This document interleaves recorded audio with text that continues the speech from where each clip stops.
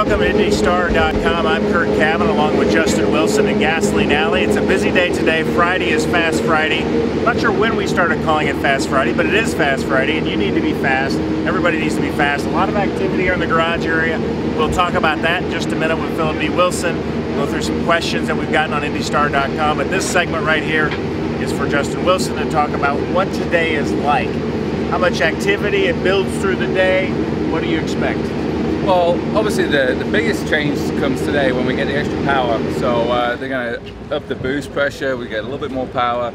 We're going to go anywhere from 2 to 4, 5 miles an hour faster. So you got to make sure your car's working well, and you add the extra speed, you need to make sure it's going to keep turning the corner. You don't want to get loose on entry, you don't want to get it to push off. So it's just critical you got a good balance, and the better the balance is, the more you can trim out, the faster you go. Now, you've been here several times. You're a veteran. You're kind of an old guy, a father. You're really, I hate to point out all those things. But do you get excited on a day like today, more so than normal? Yeah, obviously. I get excited every day we drive here at Indianapolis. It's a lot of fun. But today when they up that power and we go, it's time to go fast. It's time to get ready for qualifying and see what we got. It's always exciting. We're going to do maybe 4 to 6 qualifying sims today, but getting ready for tomorrow. So, you just want to get everything just right, and you're focused on that. So it's good energy, but a little bit of nerves as well, because you're not sure if the car's going to stick, but you believe it can. There's a point at which you start feeling the difference in speed. Is it 215? If it's 220? If you didn't know based on your telemetry and what the guys are telling you in your ear, at what point do you start realizing you're going faster? When it starts going wrong. Yeah, I mean, up until then, you just want to go a little bit quicker, and it's only when you get to the limit of the car that you realize, hang on a minute, we're going fast. This could be a mess. But up until that point, you just want more. So, if the car is capable of doing 230 and you're doing 215, it seems really slow. If your car's capable of doing 214 and you're doing 215, it's going to feel really fast, and it's that feeling of being on the edge that gives the drivers the adrenaline rush, and that's what gets you going. You've been here, obviously, I don't know how many times now. It seems like 5. This is my sixth time. So does Indianapolis feel different when you come here? Do you still get the same kind of feelings? No, I was thinking about that the other day. We've got Anna Beatrice and Pippa Mann teammates this year, and I was listening to Pippa saying how she still feels like a rookie, and this is my 6th year and I still feel like a rookie. There's still so many things you can learn, and you get all this track time, but you're working on such details that you want to try this setup change and really understand what that does for the car, and then is that different when you fill it with fuel and do the longer runs and the tires wear out and you're in traffic. You've got so many questions. You never really feel like you know it all, or even close to that. So it's a constant education here, and you also got to respect this place. It can go wrong in a big way, so you got to make sure that you don't do anything too stupid or try and run before you can walk. So you're a Denver guy, and you come to Indianapolis. Do you stay in a motorhome at the track, or do you stay downtown? Or I prefer to stay in a motorhome here at the track. Stay here, stay in that mindset. My brother lives very close to here, so I could have stayed with him, but I just want to stay focused on the racing, and it's nice to get away from the garage, but not leave that mindset of being at the racetrack. As you can see, we got all kinds of things going on. That's part of what makes being at the racetrack so much fun. You got noises and sounds, fuel tanks, and people asking for autographs. It's just good fun. Now, your brother's here. You thought he might have a ride this season. Is that kind of, you've been trying to help him along? Yeah, I mean, he's been working hard. In some ways he's on his own. I got to not lose my focus on what I'm trying to do, but at the same time, if there's any way I can help him and send things his way, I'm going to do it. And I was hoping he'd be in a car, but it hasn't worked out, and it's just, that's the way it is in racing. You just got to try and make the most of the opportunities when they come along, and he's ready and waiting for that to happen, and maybe later in the year. Now, you're one of the best guys on Twitter to post pictures. You post a lot of pictures of your daughters. 2 of the cutest girls in the paddock. Tell me how that goes. What's it like? What's it like at home? It's fun. You go back home and it's kind of the racing life switches off and then the home life switches on, and you know they're full on attention and doing things that make me laugh. So like eating cupcakes the other day in a video, that was terrific. And that was the second one that evening. You know, it was only after the first one I got to get this on video. She had a cupcake in one mouthful and ends up wearing half of it, but she thinks it's hilarious. Yeah, it was cupcake all in at once. Did you teach her that, or is that a mom trick? Well, I think it comes from me because I got a sweet tooth. Mum's more savory, but I don't know where she decides to just put it all in one go. That was all her. So, as you look at this, let's make a little poll prediction. What kind of speed number do you think we're looking at? Can we get to 230? I think it's going to be close to 230. 229, maybe someone can sneak the 230s. Right now, I think Marco's looking strong. I think actually AJ Allmendinger is looking strong. Yeah, I like Allmendinger. Yeah. Quit stealing my thunder. Yeah. Did you read my notebook? Can't say. And also Helio, you can't count him out. But definitely, you know, those guys have been strong all month, and you think, okay, they got it sorted out, and they're in good shape. And you know, our goal is just do everything we can. If we can get qualified on day one, you know, we'll be pretty happy.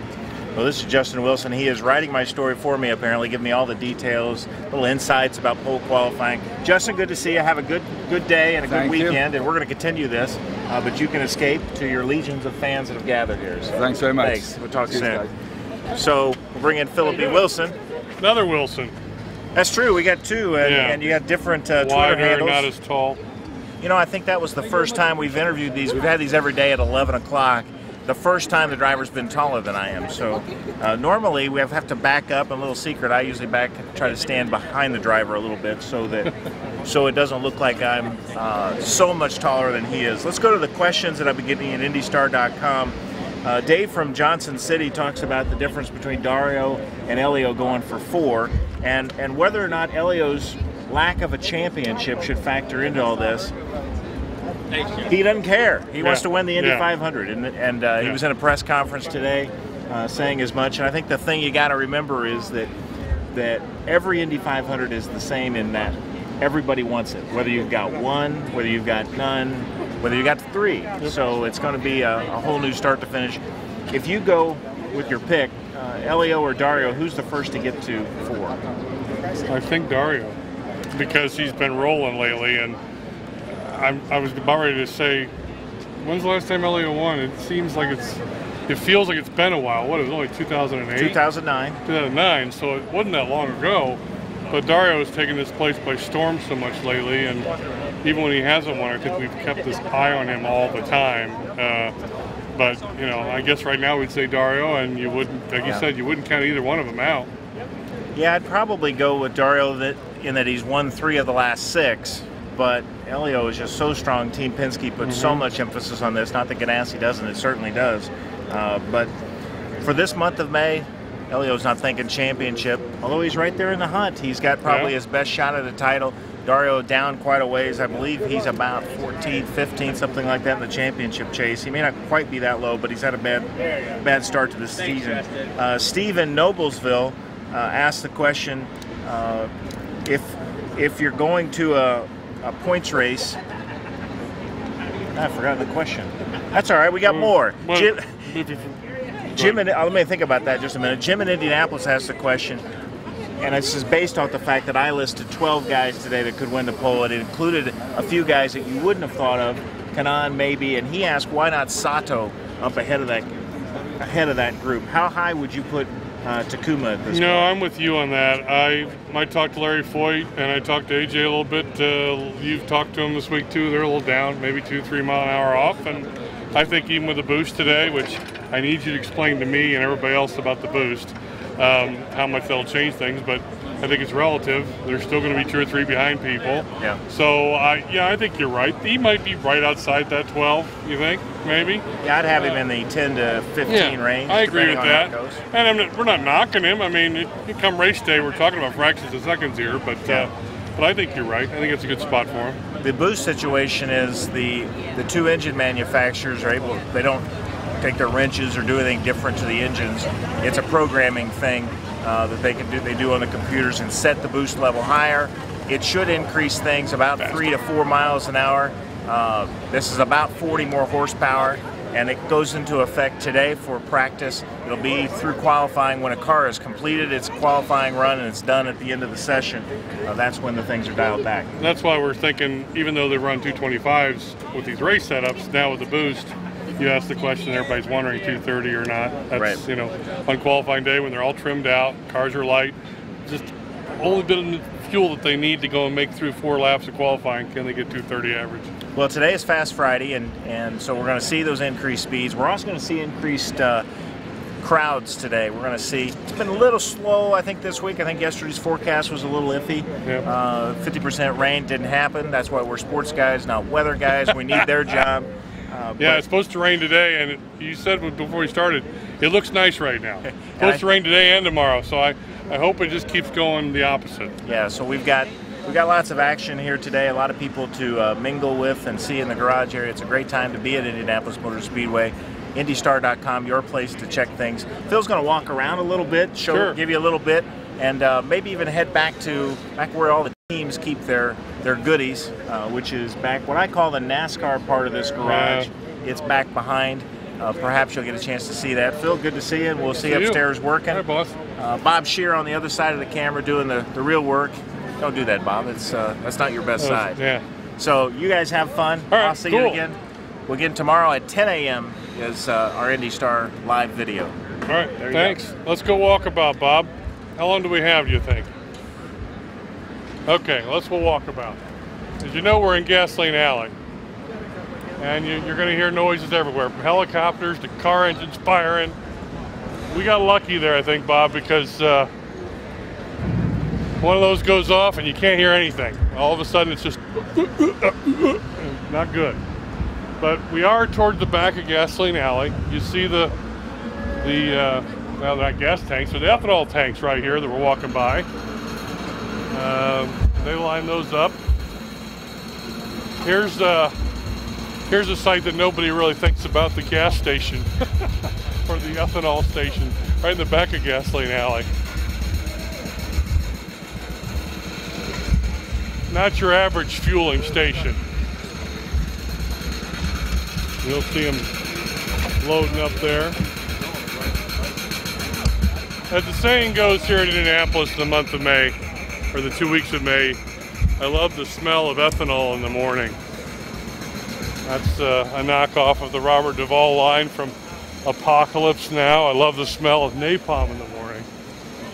We're going to walk just a little bit more here to show you Hauler Alley, or Transponder Row, or keep your head on a swivel after a race. Background here, folks, there are occupational hazards to covering these races. And particularly after the Brickyard 400 in July or August in the past, the drivers will take their cars, their stock cars, and line them up and just leave them. And it's the team's responsibility to take these cars and slam them into the transponders, or the haulers as we call them, because they're hauling the vehicles. It's mass hysteria, all right? I mean, it's non-stop, wall-to-wall people. If the toolbox hits you, hey, guess what? It's your fault. Get out of the way. Even a big guy like me, it hits, it hurts. So you have to keep your head on a swivel at all times. We won't see any of that mass hysteria today, but I'll give you an idea of just the channel we're talking about. So they come right around the corner. All right? Think golf carts, think toolboxes, think cars, think crew members shoulder to shoulder here, all slamming through this opening to get to these haulers. And there's a row of them here, and there's a row of them here, and there's usually a row of them over there. This is fewer than what we'll see, you know, for the Brickyard 400. And I can't tell you how many times I've been clocked. Bob, you've been clocked ever back down in here? Yeah, he thumbs up. Trust me. Got hit yesterday. Yeah. You haven't lived until you've come down here, and they've kind of initiated you. All right? All right? Impromptu interview real quick. Oriole serve you. Come say hi to IndyStar.com people. We're live. Happens to be. Oriole Servia. Hi. What a good-looking guy, huh? Driving for Panther. We hope fast. The 22 car, right? Thank you. A bonus. Oriole's the guy that wears the really cool helmet, the Salvador Dali helmet. And I also told that he has special Indy 500 shoes this May he's going to wear. And he didn't have a ride after this race, folks. I'm going to write about him in a blog later on. His 22 car Panther team, this is it. As he joked with me yesterday when they came up with the Indy 500 or bus slogan, he didn't realize then that it applied to his car. So anyway, this is Transponder Row, folks, and I know it doesn't look like much right now, but you can see how that the backs lift up, and they'll load the cars in there. And believe me, after a race, it's crazy. After the Brickyard, it's, like I said, mass hysteria, and you kind of learn your way around. Just one of the things that makes our job interesting. So with that, we will wrap it up. 6:15 today, folks. We'll see if we can get some of those fastest drivers in that Chris Economaki conference room, and then we'll be back out of here exploring and being adventurers at 11 a.m. tomorrow. Check us all out at IndyStar.com.